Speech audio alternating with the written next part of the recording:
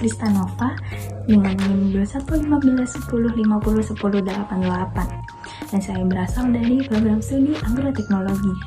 Nama saya Fapra Setiani Situmorang dengan NIM 211810101044 dari program studi biologi. Perkenalkan, nama saya Inakaya Korlin dengan NIM 211510601013, Prodi Agribisnis Fakultas Pertanian Universitas Jember.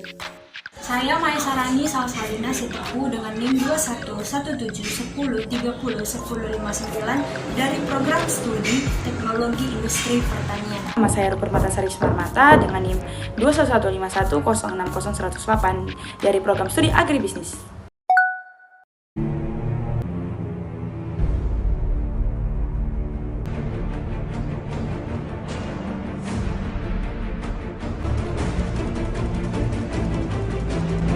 Baiklah, setelah menonton video yang sebelumnya telah kami tampilkan, apa yang terlintas di benak penonton sekalian mengenai perang?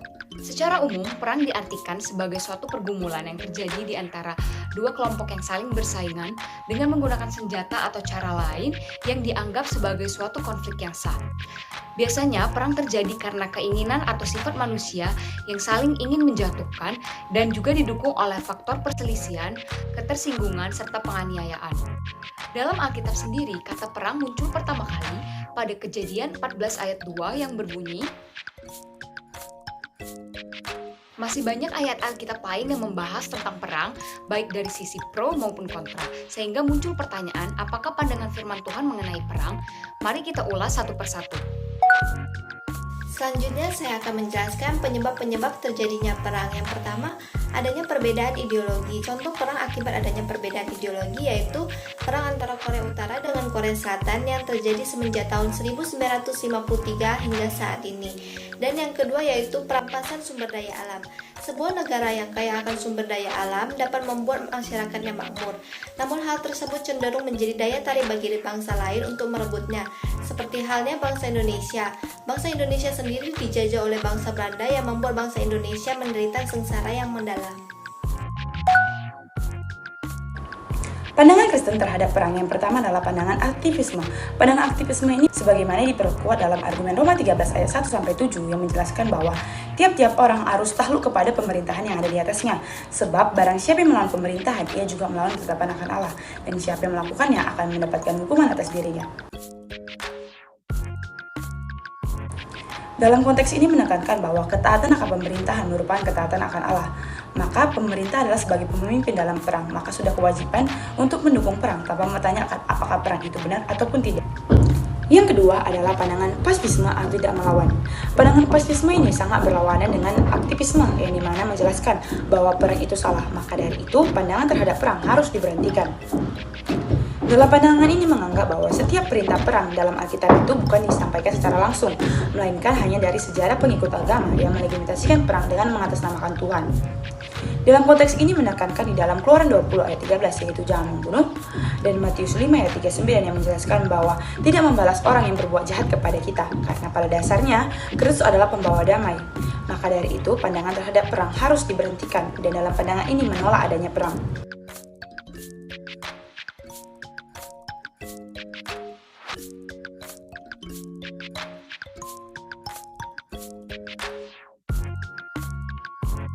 Yang ketiga adalah pandangan Kristen terhadap perang keadilan. Di dalam hal ini, penganut agama Kristen terancam oleh pasukan musuh yang ingin datang menghancurkan mereka, sehingga diperkuat di dalam argumen yaitu Keluaran 15 ayat 3 yang menjelaskan bahwa Tuhan itu adalah pahlawan perang. Tuhan itulah namanya. Dan Amsal 20 ayat 18 yang menjelaskan bahwa rancangan Tuhan terlaksana dengan penuh pertimbangan, sebab itu berperanglah dengan siasat. Di dalam hal ini menekankan bahwa tidak ada satupun larangan melawan perang demi keadilan dan membela kebenaran. Apa saja sih akibat atau dampak yang dapat disebabkan oleh perang? Yang pertama, orang-orang yang tidak menahu mengenai perang yang terjadi dalam suatu wilayah akan ikut binasa. Yang kedua, menimbulkan sengsara berkepanjangan karena mereka perlu membangun fasilitas yang sudah hancur kembali dari awal. Yang ketiga, menimbulkan kecurigaan antar negara karena pandangan yang buruk terhadap suatu negara. Yang keempat, memunculkan penjajahan era modern, seperti negara lain memiliki perusahaan yang sangat besar di suatu negara lainnya. Yang kelima, stabilitas dunia akan menurun.